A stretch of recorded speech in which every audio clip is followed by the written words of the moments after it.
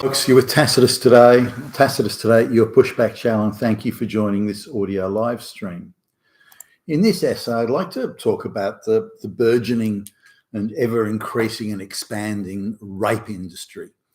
So this is very ideological. It's no longer a case of law or facts or evidence. It's ideological. Man oppressor, woman victim. It's completely ideological, and that's all that matters. And increasingly, ideology has replaced the law, such as facts and evidence and due legal process and the burden of proof the state has to prove its case, all this sort of thing. These have changed radically, as indeed they have in other areas of law. January 6th, well, these people weren't guilty of anything. Well, it doesn't matter. They were Trump supporters. Who cares? So it's an ideology. So the law increasingly is just being turned into an ideological thing. Now, this has been going on for some time in the rape case. I remember as a kid in, I think it was in final year high school, where the government had some very, I don't know what you call it, lesbian activist, I guess, at the time, looking back. And when we had library class, this activist came along and was telling us, rape was epidemic and really the same talking points. Now, I was interested in this because I even as a kid, I just didn't believe it. And I was sort of asking a few questions, and she was talking about the technicalities of consent, things like that then. So you could kind of see where the activism was going. But where the view that the whole industry took, even at the time, was every allegation or claim of rape was treated as genuine fact. There was no doubt. There was no doubts expressed. There was no questioning along the lines of, well, how could he have raped you if he was a million miles away at the time? There was no questioning, or it was alleged, and that was it. He's bad. You're a victim. Let's nail his ass. And those charities and groups that are involved in that later on, metamorphosized into the NGOs that then went around giving rape education classes to the police and the legal fraternity, getting into law studies in colleges and that sort of thing. So the embryo of that activism and that ideological sort of attitude to law was already evident then. They just hadn't been able to penetrate all these different areas of police and politics and the academia and so on. So, but the embryo was there at the time. So now, I'm looking at just a few cases recently where the evidence was super weak. It was almost impossible to think that you take a case like this to court. Even if you wanted to take it to court, the argument that you'd had to put forward was extremely technical. In terms of there was no violence, there was no threat of violence, there was consensual activities, sexual activities before and after, and there were quite lurid texts being sent by her to him, demanding virtually that he come over. I want you to come over and fuck me now. I want you to fuck me hard. I'm horny, please come over and fuck me. These sorts of things. So there was no, clearly there's no shrinking violet going on here. There's no ambiguity. It's quite explicit and quite lurid in terms of the message it's communicating there. So I'm not surprised that one case. The jury just couldn't reach a decision, and in another case, the man was acquitted. But how did these cases get to court? Now, imagine this: you're a police officer, say, and a woman comes in and says, "Look, I've been raped by Billy Bob." Okay, all right then. So Billy Bob forced you? No, he didn't force me. I invited him over. Oh, okay, all right, okay. So you invited Billy Bob over, and no, I said I wanted him to fuck me. Okay, all right then. Well, sure. Uh, so did he wear a condom? Yeah, yeah. All right then. Well, if he brought I gave him the condom. I had it. As Okay, so wait a minute. You invited Billy Bob over. You said that you wanted him to come over and fuck you. You even gave him the condom. You admit that it's completely consensual. How can there be rape here? Well, a few weeks afterwards, I thought that because I'd had a bit to drink, and I thought maybe my consent hadn't quite been full enough. All right, yeah, okay. All right. Well, if you felt that way, you must have. Why did you take so long? Well, I thought about it and I sort of considered it and spoke to some of my radical activist lesbian friends, and because I'm in that industry, that radical activist rape industry, and they sort of talked me into it and said I should really go ahead with it. All right. Well, was it your own decision? Well, who cares? Hey, I'm just a little victim girly, They talked me into it, and that's a fine. What's wrong with that? All right then. Well, did you see this man since? Oh yeah. We had sex frequently after the rape. Yeah, okay. You're talking about consensual sex. Yeah. I texted him. I said, I want you to come over and fuck me hard. Right. Okay. All right. Then now you're the police officer taking that down. So you take that evidence, if you can call it that. Would you even go any further with it? Say, look, Billie Jean, really, I just can't see a rape here. There has to be, there has to be something more than this before we can take. But no, the case actually goes forward. Now it then goes to the Department of Prosecutions, like the district attorney, and the district attorney looks at this flimsy as fuck evidence. Yep, let's take it to court. Let's go there. And so it's being signed off and approved by a number of people here. It's not just some lowly constable here. It's been approved by a number of people. There's a whole lot of public servants, supposed legal experts that are involved in this, and they're all signing off on it. Then it lands in the court, and the judge can easily throw this out and say, look, there's nothing here. This is bullshit. Don't waste my time with cases like this. But no, the judge decides to hear it. So a whole lot of safeguards in our legal system are just falling over completely, just collapsing. As soon as you touch them, they just fall on the floor. There is no one, throughout this whole chain of events, there was no one prepared to say this case is bullshit. This woman is an idiot. She's a radical activist. She's been talked into it, but there is no rape here at all, not even the slightest semblance of it. But instead, nobody does that. Instead, everybody signs off on it, and it goes ahead, and so the matter ends up in court. Now, that's an example where the case, they didn't win. The jury acquitted the guy.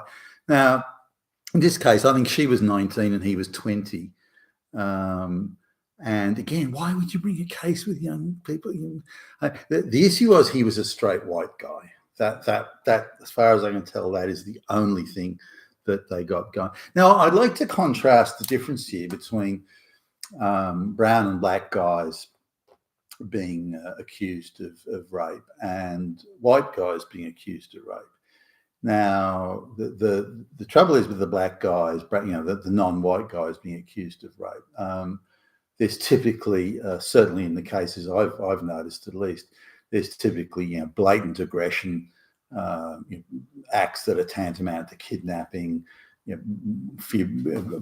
gangs involved. Two people hold it down while the others, and this sort of thing. So very, very clear and brazen breaking of the law, and brazen acts of rape. Now, but these aren't the cases that the radical activists, in the rape industry are interested in. They're not really interested in that.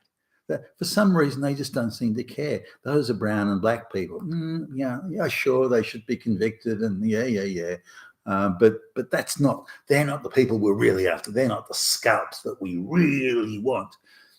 What we want is those damn fucking white boys, those fucking fascist fucking Nazis. Hitler! So they do plea deals with the non-white rapists. They've got them in a slam dunk case. There's no way they're getting out of it. So it's slam dunk. So it's all right. Well, look, you cop a plea, and we'll downgrade the charge to something lesser, unwanted sex or something less, and you'll get a 12, 18 months in the slammer, and then we'll have you out on some community program, and it'll be easy. But if you fight us on this, then you'll get 10, 15 years. So they go, okay, sure, all right, I'll cop for 12 months on this, and then the extended parole and community service, that sort of stuff. So, but if it's the white guy, typically there's no violence or threat of violence or anything like that. It's typically a technical case of he said, she said. Did she actually fully give consent? Did she maybe withdraw consent? Had she had one too many drinks? Was her consent legally valid? Did seconds before ejaculation, did she withdraw that consent? Therefore, it was consensual in any of. So they really chase these technical cases, and these are the cases that they bring to court. And I don't know why, outside of the ideology, but they really want the white boys. It's the white boys they want. They want those fucking white boys. Now it's the same. I noticed in the divorce courts. Here's a brown man who owns a house in the burbs. A brown wife and kids and everything. And here's a white guy. It's the same thing. Houses of similar value. And they're both getting divorced. So you'd say, well, that's kind of about the same thing. But sitting in the court watching the brown guy, the process and the procedure, the people are just, they don't really care. They're sort of going through the motions. They don't really sort of, all the apparatchiks and the radical activists in the court. And again, it's one of those industries like rape that just, the radical activists flock to this sort of stuff because it gives them that opportunity to nail those evil straight white fascist Nazis. But they're not really interested in the brown guy and everything. It's like it's just filling out paperwork. There's nothing. It's just legal, banal, mundane legal procedure. But with exactly the same value of assets, when the white guy comes up, it's like a bolt of electricity just gets shot through the whole courtroom. Suddenly everyone's had it. We want to get this fucking white guy. And it's suddenly the excitement. Everyone's running around and up, flurrying, papers are being waved, and they're determined to accuse the guy of being a Nazi. It's every ideological talking point about evil white males is brought up, and they're really moving in for the kill. Why? What's the difference between the two? So we see this sort of all around the place, that getting the straight white males is definitely something that's at the forefront of the radical activists. Now, I've made a few notes here. So there's a few things that the white guy, when he's brought into the rape court, has, and some of these courts are now, allegedly specialist. Supposedly people have specialist expertise, but it's not really true. These people are just radical activists. There's nothing specialist about them at all. They're just angry, brutish feminists who are allowed to use the law and the courts as a fucking playground to play out and act out their fucking fantasies. That's all it is. So they rely heavily on ideological law rather than facts and evidence. And they also reverse the burden of proof. And these are very key for getting convictions, even though it's not legal to reverse the burden of proof. The man's innocent till proven guilty. the reality of these courts is that the burden of proof is reversed. Prove you didn't do it. She said you did. We are going to treat that as fact in this court. How can you treat it as fact? There's no evidence. We are treating it as fact. She is the ideological victim. We are treating it as fact. You are the ideological oppressor. You must prove you didn't do it, because ideologically we say you did. So unless you've got absolutely rock solid, concrete evidence to prove you didn't do it, then ideologically we're satisfied you did without even hearing any evidence. And that's kind of how these cases are run, certainly in my view. So again, it could be she withdrew consent the second before ejaculation. Maybe she had a drink and she can then self-assess that, oh, well, maybe I had a drink, maybe I was drunk, maybe my consent isn't really legal technically, that sort of stuff. And that's where these cases go. And they can spend many days going over the technical meaning of consent and under what circumstances and conditions. Now, remember that there's no threat of violence or anything. It's completely consensual. But she's just saying, look, there's just this slight technical issue. Did I really do it? Now, again, these cases shouldn't get to court. They shouldn't get off the ground. But because everyone's in such a state over these cases, more men should be convicted. Well, why? Well, it's just a talking point, but more men should be convicted. More women should be protected. More men should be in prison. Well, hey, hold on a minute. What's this? Should this, should that? Well, what's this bullshit? And this is the ideology and the talking points coming. So people are getting caught up in this. All these men who are getting away with rape, all these evil fascist Nazis, we have to bring them to book. But all they're doing is living out a fantasy that these rapes are existing and occurring when they're not, and imagining they are, and then imagining there's this hugely oppressive patriarchy, but there's these crazy fucked up butch dykes that are fighting back against this evil this imaginary patriarchy that's everywhere. If the patriarchy existed, they would never have these cases. They would never have the rape courts. They would never get these cases anywhere near a courtroom. So the mere fact they can do this and drag some innocent man through a process, illegal if you can call it that process, to put him hundreds of thousands of dollars in debt, just defending himself. Whereas the government, the state, the taxpayer pays for these insane women to act out their ridiculous fantasies. Now, these cases should never make it to court. There's the activism all the way through. If you're sending somebody text saying, come over and fuck me hard, I'm horny, and fuck me and all this sort of stuff, I can't imagine how a rape case could get off the ground, really. Now, here's an article that I read sort of a few days ago. It's one of many, actually, the same. They're almost interchangeable. I remember reading these articles 20, 30 years ago. The assertion is, and it's by an activist media outlet written by an activist journalist, so already question marks should be placed on this. The assertion is that rape's at epidemic proportions and all these evil men are getting away with it. So women are being raped everywhere, men are raping women everywhere, but they're getting away with it because there's just no legal means to stop them. There's nothing there. We have to get tough on this. Rapists are walking around in our midst. And the idea that there's no legal means to bring men to, men are being dragged into court on a mere allegation that's got no evidence at all. It's this idea that men are getting away with it. It's patently absurd. And the article uses very emotive language. Women are not safe anywhere. And now they quote someone who's saying that rape's at epidemic proportions. What they don't say is this a radical lesbian gender studies activist. They don't say that. Now, if they said that, that would be different. A radical lesbian activist that hates all men and wants to destroy the nuclear family said that rape is epidemic proportions. So you write it off. You go, well, that's rubbish. So they don't say that. They make out as if it's some sagacious academic that's really got it nailed and knows what's going on. The rest of us don't.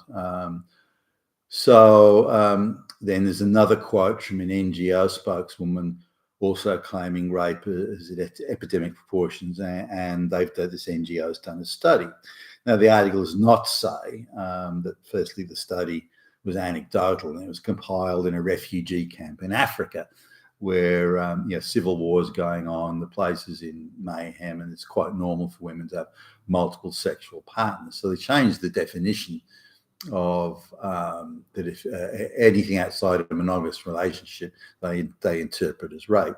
So in that way, you can say rape is epidemic because it's not unusual for African women to have half a dozen plus different sexual partners.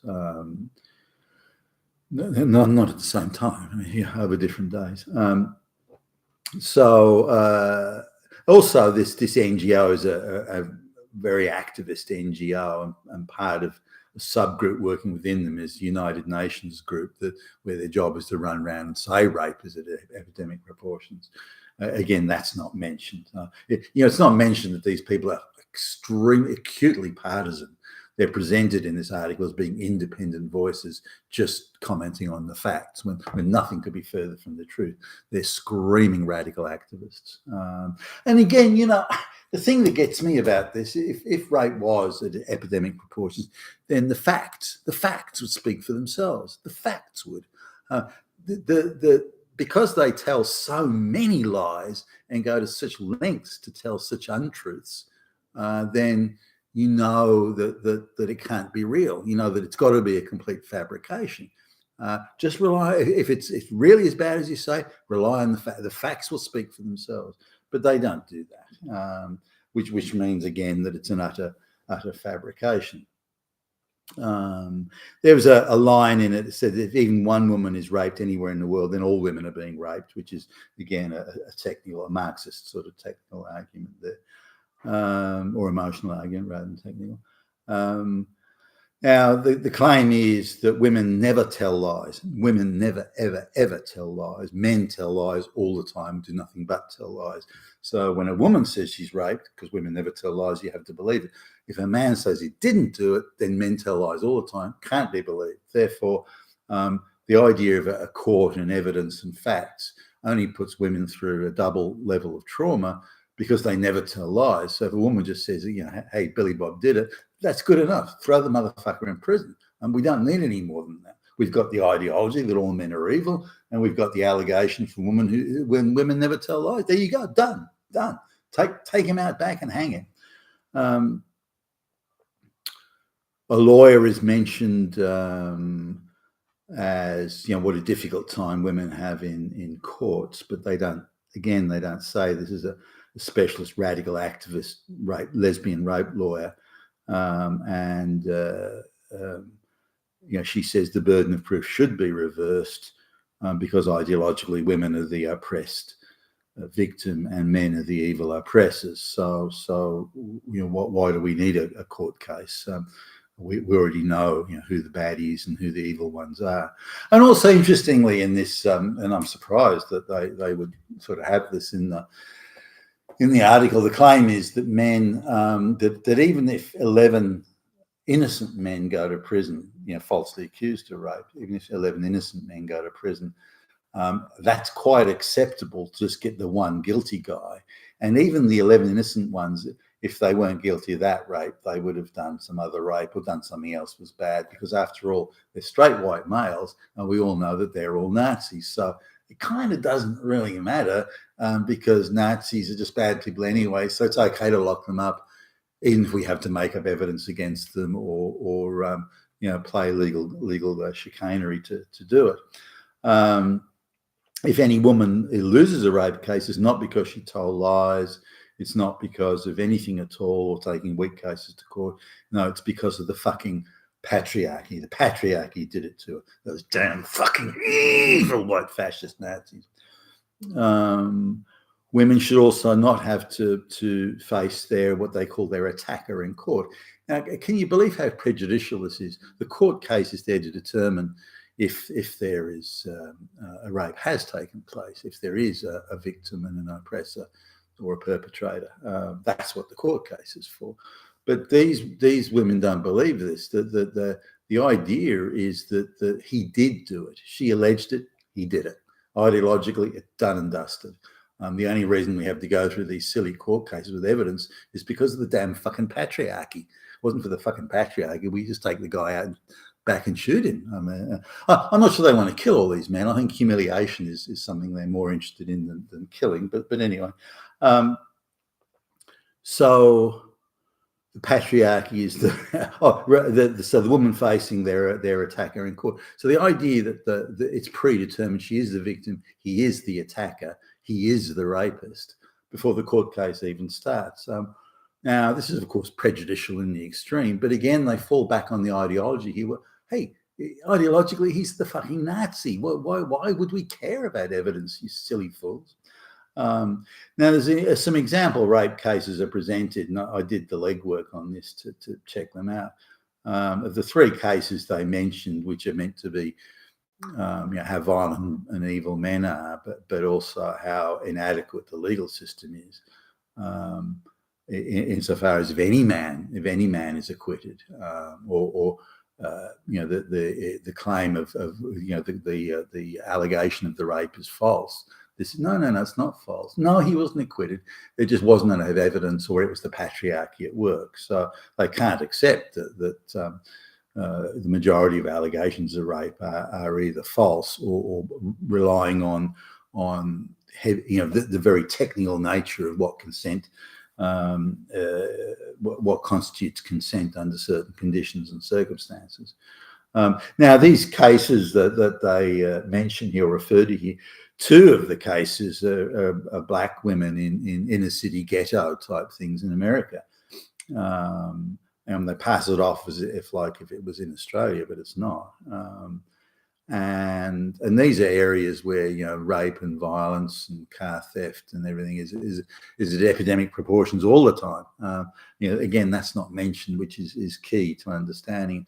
The only white case was where that both I don't know if they were married or not, but the 2 partners, male and female partners, were both drug dealers, and they had a falling out over the proceeds from a drug deal, and she was going to pay him back by giving him sex or something like that, and it was I don't know, it was pretty odd. It seemed odd to me. But look, the whole article is a fabrication. If you look at what facts are being, there's a very emotive language. There's quotes from radical activists. There's heavily out of context assertions made, and so on. A claim here at university or one college that 4 out of every 5 rape cases are not pursued by the student. Now, that seems an astonishing amount. If you look at the numbers for the rapes that are supposed to occur on college campus, I mean, gee, that's got to be about the most dangerous place for a woman to be, a young woman to be in the whole universe. And yet, so they're claiming that, well, everyone's getting raped there all the time. They just don't bother to report it. Well, how do you fucking know that? So the whole thing's nonsense. Now, the gender studies courses that cover rape really treat it the same way, that all the men are guilty and all the women are being oppressed. And you can almost see that the gender studies study formula is effectively what's used in these specialist rape courts, which again confirms that ideology is running rampant and facts and evidence mean nothing. So that's my thoughts on the matter. Clearly, rape is now ideological, and ideological matter and facts and evidence mean nothing at all. You've been with Tacitus today as your pushback channel. Thank you for listening.